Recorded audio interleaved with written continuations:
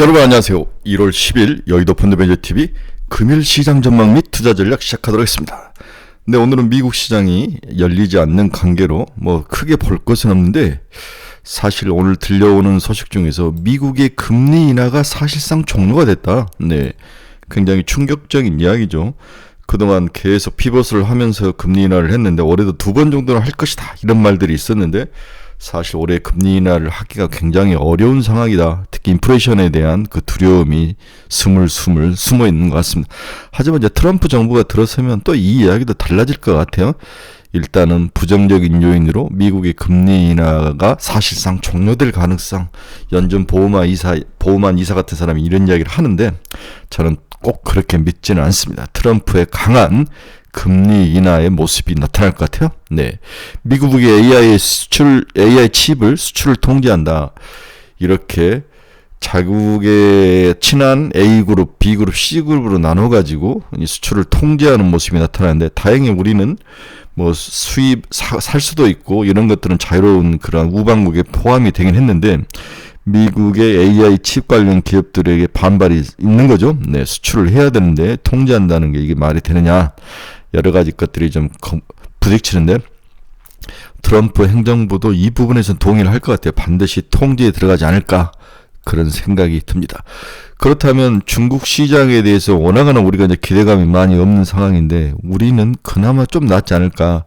중국을 때리고 막 이렇게 한다면 또 TSMC도 살짝 또 금이 갈 수 있는 상황, 이런 상황도 있을 수 있는데, 이게 우리에게 어떻게 유불리가 나타날지 한번 지켜봐야 될 것 같습니다. 일단은 그렇게까지 우리나라에게 유리한 상황은 아닌 것 같다. 금리 인하도 사실상 종료라는 이야기도 불리하고, AI 칩에 대한 수출 통제도 우리에게 좀 불리한 상황이고, 다음에 이제 취임식 이후에 쏟아질 다양한 장벽들, 벌써 우리는 계엄 이야기만 하면 가슴이 뜨끔뜨끔 하는데, 이런 거 비상계엄, 비상사태, 이런 것들 이야기도 나오는데, 우리랑 다른 비상사태지만 모든 게 다 미국은 부정적인 요인이 강하다.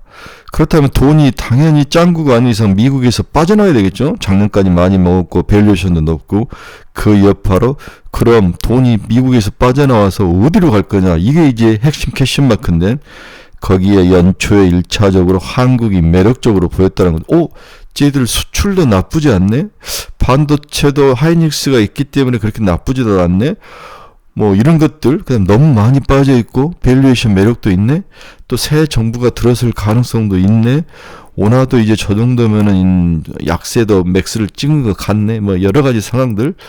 원화 약세에 대한 그 추가 약세는 외국인들 눈에는 사실 부정적이잖아요. 자국 통화가 약세해야 되는데, 이런 것들, 그러면은 원화가 이제 계속 강세로 돌아선다면 자기들에게 좀 유리한 면이 있지 않습니까? 그렇죠? 네, 이런 것들이 합쳐져서 한국이 좀 매력적으로 보이는 게 아닐까, 그렇게 생각을 해 봅니다. 취임식 전까지 다음 한 주가 남아있죠. 한국 주식시장은 나쁠 것 같지는 않다. 외국인들이 주로 코스피에서는 외국인들이 사고, 코스닥은 주로 개인들이 사는데 서로 다른 형태의 수급이 나타나는데, 일단 외국인들이 코스피를 강하게 받쳐지는 이유는 미국에서 돈이 빠져나오는 것 같다. 중국으로 갈 수도 없다. 중국은 취임식 이후에 강한 견제와 갈등이 있을 것 같고, 결국 한국이 그나마 나쁜 건 아니지 않냐, 이런 스타일로 보시면 될 것 같습니다. 구독, 좋아요 많이 눌러주십시오. 어제 미국 시장 열리지 않았으니까 영국은 0.83 상승, 프랑스는 0.51% 상승, 독일은 0.06% 하락, 유럽은 그렇게 끝이 났습니다. 자, 지금 이제 인플레이션에 대한 고개가 스물스물 드는데, 인플레이션 경계 속에 미국 CPI와 경제 실물 지표가 이번 주에 나타나는데, 발표가 되는데, 이번 주 미 국채 10년물 금리가 4.68대까지 상승하면서 작년 4월 이후 지금 최고 수준을 터치를 하고 있죠. 이 가운데 다음 주에 CPI 발표를 앞두고 경계감이 나타나고 있고, 또한 금리 하락을 제한하는 모습이 나타나고 있습니다. MOM으로 전월 대비 0.4%까지 상승할 수 있는 가능성이 시장에서 제기가 되고 있죠. 12월 물가의 경우 동부 항만 파업 가능성으로 상승한 운반비로 인해서 물가가 상승할 것 같다. 두 번째, 조류 독감으로 달걀이라든지 식품 가격 상승이 크게 영향을 미칠 것 같다. 세 번째, 양호한 연말 소비로 남아있을 수 있는 물가 수요 측 압력 등 이러한 것들 때문에 상승폭을 확대할 가능성, 이렇게 컨센서스가 형성이 되면서 물가가 올라갈 가능성에 좀 대비를 해야 된다. 이러한 물가 상방 리스크는 일시적인 요인일 가능성이 크다. 그렇죠. 동부 항만 파업이라든지 조류 독감이라든지 양호한 연말 소비로 남아있을 수 있는 물가 수요 측의 그런 압력들은 일시적이라는 거죠. 영구적인 그런 큰 문제는 아니다.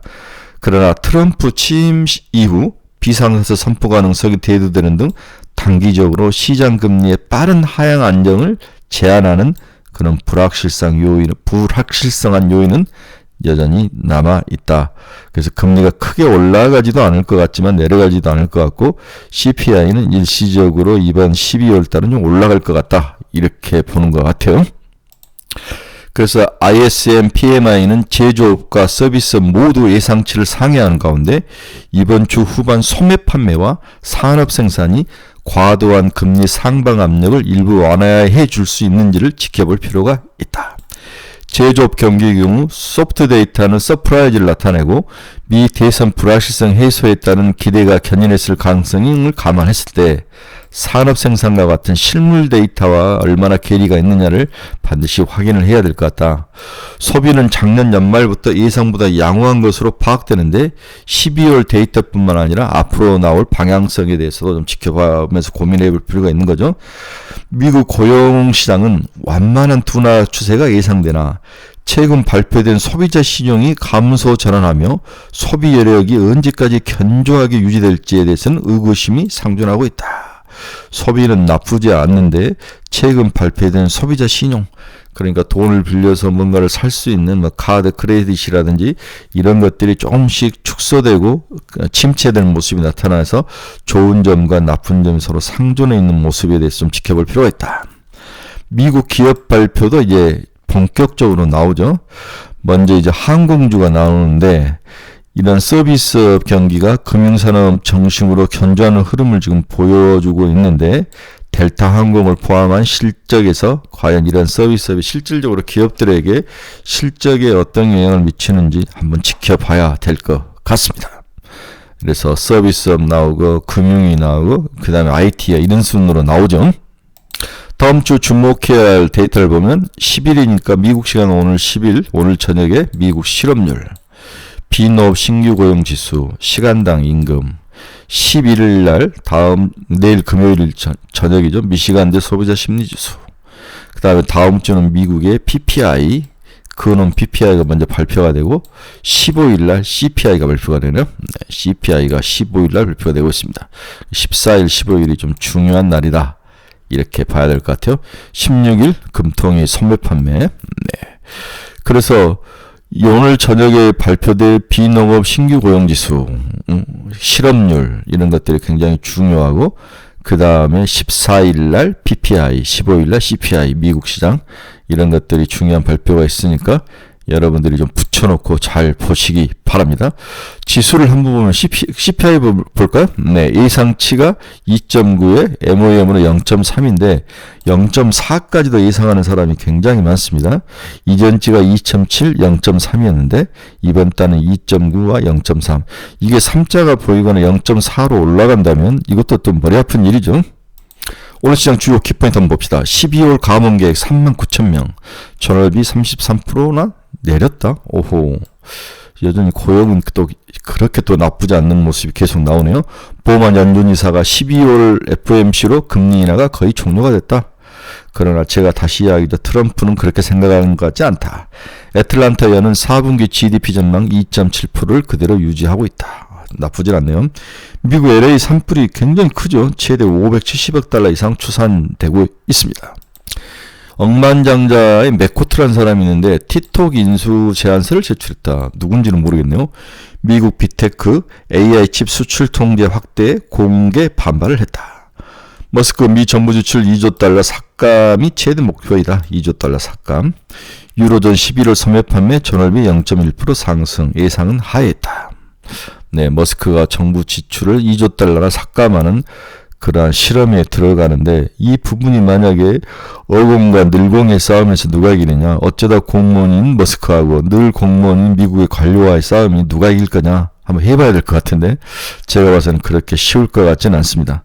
하지만 미국의 여러 가지 법안들이 지금 늘 공무원들도 바로 자를 수 있는, 해고할 수 있는 그런 쪽으로 뭐 법을 개정해가면서 압박을 주는데 좀 지켜봐야 될 것 같아요.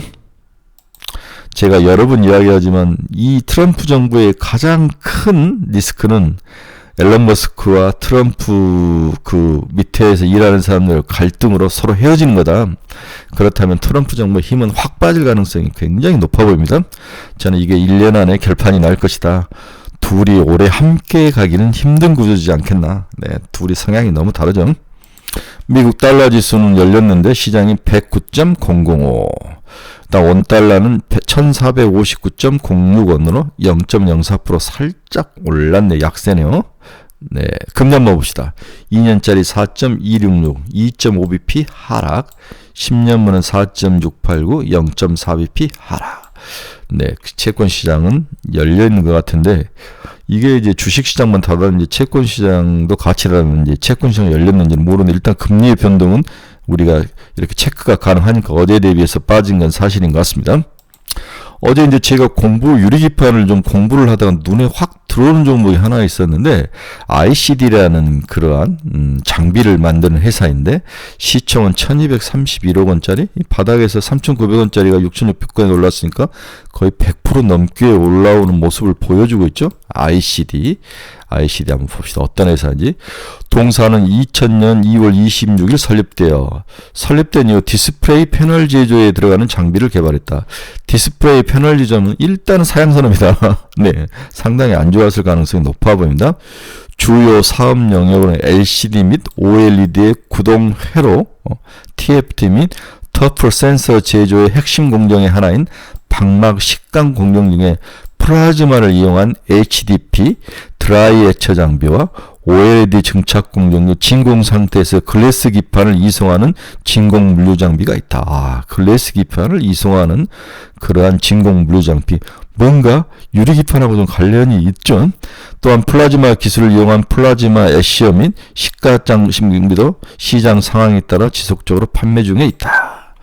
여기서 만들어내는 장비 중에 정전척이라는 그러한 제품인데, ESC라는데, 플라즈마와 정전기 기술을 결합한 제품으로 디스플레이 제조 핵심 부품 중 하나인데, 이 정전척이 어떤 기능을 하냐면 반도체 웨이퍼를 수평으로 고정하거나 LCD의 유리기판을 수평하게 유지하는 데 주로 사용된 장비가 정전척이라는 장비인데, 이 장비를 생산한다는 거죠. 아하, 얘가 유리기판과 이렇게 연결이 되는구나. 반도체 웨이퍼를 수평을 고정하거나 LCD의 유리기판을 수평하게 유지하는 그런 기능, 이러한 제품인 정전척을 납품하는구나. 이게 굉장히 이제 중요한 사업이죠. 지금 유리기판이 지금 뜨고 있기 때문에 이걸 아마 SKC의 앱솔루스인가 뭐 SK 그 자회사에 지금 납품을 하겠다는 거죠. 그래서 지금 미국에는 SK 앱솔루스의 유리기판에 동사가 장비를 납품을 한다면, 동사는 이제 그동안 LCD 장비로 사실 뭐 시장에서 거의 끼워주지 않는 버려진 자식처럼 취급하다가 바닥을 치고 올라올 수도 있다. 그래서 한번 관심 있게 봐라, 이 정도죠. 그래서 다시 한번 정리하면 투자 포인트는 SKC 유리기판 엔비디아의 공급을 시사하는데, 유리기판 양사 합의하는데 SK 미국 자회사 SK 앱솔루스의 동사의 장비가 들어간다. 이렇게 이해를 하시면 될 것 같습니다. 그래서 ICD의 건신 식각 장비는 SKC의 앱솔루스의 납품이 완료된 바 있다. 과거에 이런 경험이 있다는 거죠. 네, 오늘 결론 봅시다. 미국 증시가 휴장인 관계로 오늘 오롯이 한국 시장 자체 힘만으로 움직일 가능성. 그래서 한국 시장이 정말 힘이 있느냐 없느냐, 외국인들의 어떤 모습이냐, 미국의 여러 가지 이벤트나 뉴스 없이 움직일 수 있는 그 가능성이 있는 거냐, 뭘로 움직이는 거냐, 코스피 시장에서 외국인들이 꾸준한 매수 증가와 코스닥 시장에서는 외국인이 매도하고 코스피는 사고 코스닥에서는 한국인만 사는 서로 다른 어떤 수급으로 지금 움직인다. 어제 시장 하루 종일 쟁선항에 오롤리스크에 우리가 끌려다녔죠? 네, 오늘은 좀 진정될 것으로 보이고 유리기판과 로봇주들 이 두 종목이 시장에서 가장 핵심이었는데 여기 양자 컴퓨터가 이제 박살이라면 세 개가 핵심이었는데 유리기판과 로봇주는 좋고 양자 컴퓨터는 박살이었는데 오늘 어떨 모습인지 봐야 될 것 같아요. 유리기판 시장이 생각보다 빨리 성큼성큼 현실화된 분위기로 양자 컴퓨터에 실망한 매물이 빠져나와서 유리기판 쪽으로 오고 있다라 저는 그렇게 좀 보여집니다. SKC, 피롭틱스, 토모큐브 이런 종목에 대해서 지속적인 관심이 필요하다. 또 로봇들은 새로운 성장 능력을 가지고 있는데 한번 지켜봐야 되겠다. 역시 문제는 지구력이죠. 다만 현재 최근 양세에서 가장 큰 특징은 순환이 빠르고 강하며 또한 하락할 때도 크게 하락하는 모습이 자주 나타나기 때문에 정확하게 자기가 원하는 목표 수익률을 반드시 정한 후에 도달시 눈 감고 과감히 이익을 실현해야 된다. 네. 또한 금리 상승으로 인한 바이오주 전체적으로는 좀 부정적인 요인도 있지만 개별 종목을 어떤 모멘텀을 가지고 바이오가 움직이는데 이 개별 종목이 가지고 있는 뉴스나 모멘텀에 대해서 학습이 필요하다. 네, 정확한. 다음 주 한 주간에 대한 전망은 일단 1월 20일 전이기 때문에 취임식 전이기 때문에 충분히 해볼 만하다. 하지만 다음 주 주말로 갈수록 좀 줄이면서 취임식 때 어떠한 규제들이 장벽들이 발표되는지를 확인하고 그 다음에 플레이하는 것도 나쁠 것 같진 않다. 일단 다음 주 수요일 목요일 초반까지는 좀 시장이 좀 올라갈 가능성에 좀 대비를 하면서 존버하는 전략을 좀 취하는 것도 나쁠 것 같진 않다. 이렇게 정리를 해볼 수 있습니다. 네, 주말입니다. 네, 즐거운 하루가 되셔야 될 것 같아요. 오늘은 미국장이 없기 때문에 주로 어디 있었던 이야기를 다시 되짚는 정도의 수준이었는데 많은 이해 바랍니다. 여러분 중에서 투자의 방향성을 잃어버리신 분들 저희 카페 주소 치고 들으십시오. 종목 상담이 필요하신 분, 관심 종목이 필요하신 분 저희 카페 주소 치고 들어오시기 바랍니다. 네, 날이 아주 춥습니다. 살을 에이는 듯한 그런 칼바람인데 이럴 때일수록 감기 조심. 네, 최근에 정말 감기 독감 조심하셔야 됩니다. 물도 못 삼킬 정도의 감기의 강도인데 감기 유의하시고 주말에 즐겁게 좀 편히 쉬시기 바랍니다. 오늘 좀 주식이 올라주기를 간절히 기대해 봅니다. 여러분 감사합니다. 주말에 뵙도록 하겠습니다.